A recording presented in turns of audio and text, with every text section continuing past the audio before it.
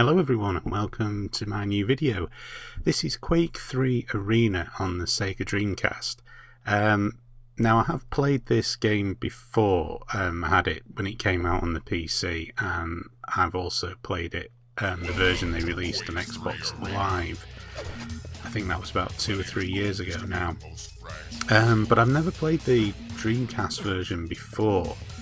And I have to say, this is a hell of an experience trying to play this using the Dreamcast controller. It is so difficult to control. I imagine it would take you to have a lot of practice to be able to control this with any degree of competency. I mean, I'm just struggling so hard here.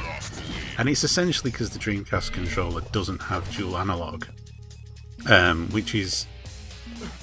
For the majority of first-person shooters that are actually in a proper 3D environment, by that I mean you're looking up and down and what have you, a dual analog is really necessary. They did the best they could with the Dreamcast controller by using the sort of face buttons on the right hand side to simulate moving forward, back and strafing left and right, but it's not very instinctive, and it does take a lot of practice to become proficient at it. And for a game like this, which is essentially a tournament based first person shooter, it's very difficult, because when you're in the sort of heat of battle, it's all too easy to end up facing the wrong way. I mean, I'm just on the trainee level here, and I'm getting absolutely battered.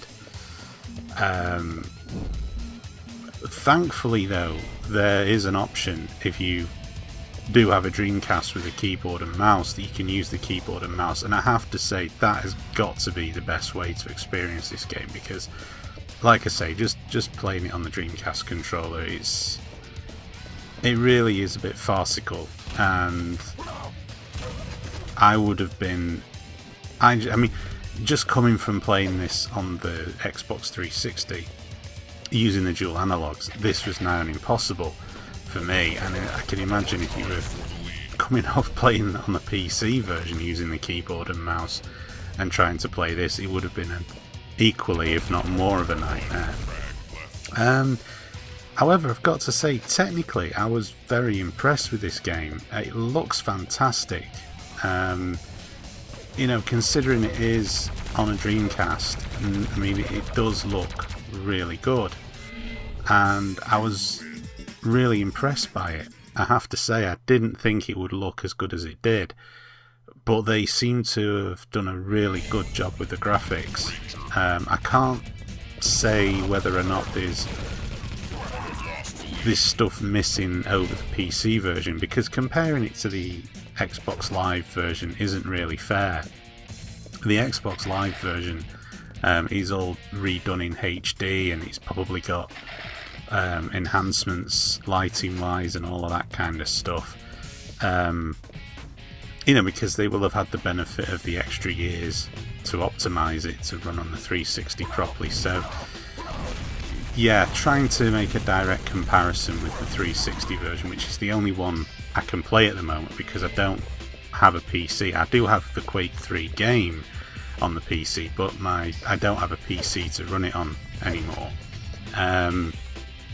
Yeah, that would just prove to be too difficult.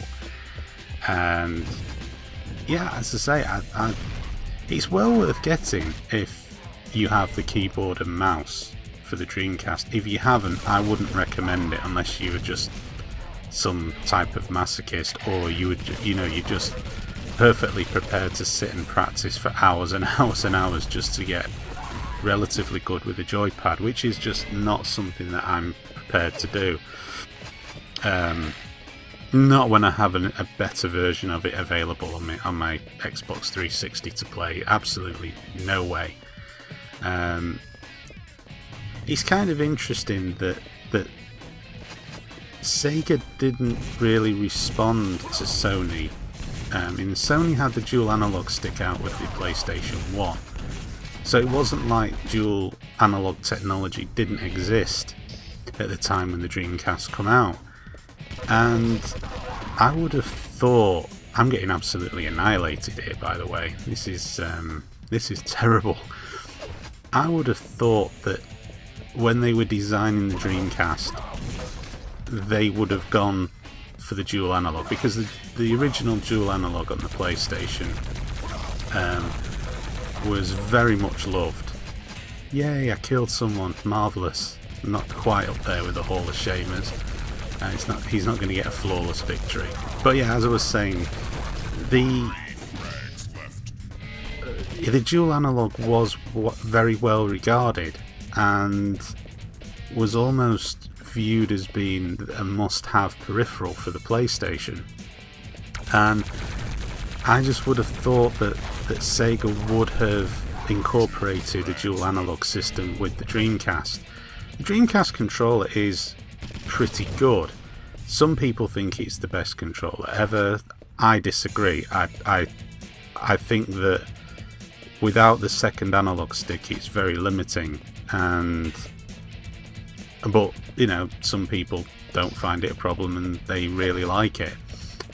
Personally, I think that dual analog is an absolute must. It's very difficult to go back to a controller that doesn't have dual analog for games like this, when for years now I've been playing them with a dual analog. I mean, since PlayStation 2. Well, actually, no, I'm telling a lie, since the original PlayStation. They were just more first-person shooters that took advantage of the dual analog on the PlayStation 2. Because that was its standard default controller. And yeah, I would trying to play this game without a keyboard and mouse on the Dreamcast it's just almost a non-starter, really. I mean, as I say, there will be those out there that can do it because they've put all of the hours into practicing using the Dreamcast controller in games like this. But it's not for me. I'm not saying it's not a good game. I'm just saying that if you were going to get this game, just be aware that it is a very, very tricky controller, a tricky game to control using the Dreamcast controller. So yeah, that's it for this video. Thank you very much for watching. I will try and get some more videos up soon, but yeah, thank you for watching.